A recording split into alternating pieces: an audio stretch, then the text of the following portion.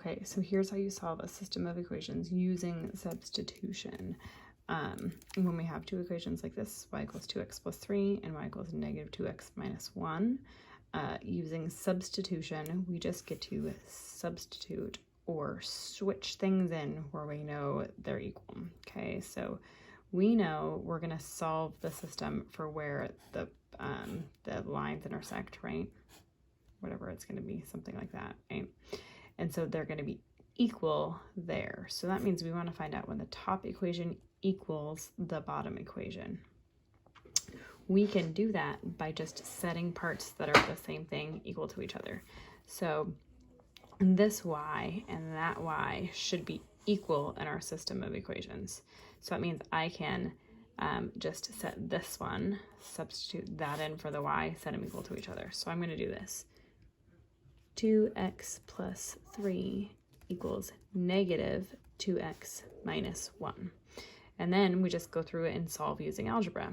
So I like to move my x's first. This is smaller, so I'm going to move it to the other side. That way I know my x is going to be positive. Plus 2x. So now I just have negative 1 left over here equals 4x plus 3. So I need to move this 3 to the other side. So I've got to subtract 3 from both sides. Ooh, it's hard to write and look through my phone at the same time. So I'm going to bring down 4x equals negative 4, and then divide both sides by 4, divide by 4. So x equals negative 1. Okay, so that's the first half. Remember, a solution to our system is going to be x comma y. Negative 1 comma whatever this number is. So we know in our solution the x is negative 1. So we can take this negative 1 and go back to either equation because we should be able to get the same answer. I'll show you how. But starting off, I'm going to look at my equations and say, oh, this one has all positives and this one has negatives.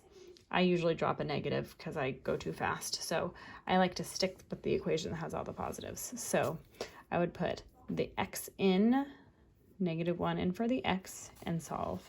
So I'm going to say 2x plus 3. And that's what y equals. And x is negative 1. So 2 times negative 1 plus 3. 2 times negative 1, negative 2 plus 3. Negative 2 plus 3 is just 1. So y equals 1. So that's going to be the y value in my equation. Okay, so if I, for whatever reason, picked this equation instead, it'll still work, and I'll show you. Y equals negative 2x minus 1. Y, oops, I should put negative 1 there. It's still okay to write this y. Negative 2 times negative 1 minus 1. Negative 2 times negative 1, that's a positive 2 minus 1. Positive 2 minus 1 is just 1.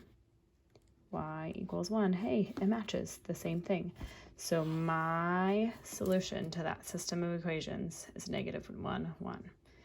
This is what it looks like if you use substitution. And this is what it looks like if you use Desmos. There's my equations. There's my graphs and my solution, negative 1, 1. Okay, we got the same thing either way. Whatever way you want to do it works just fine.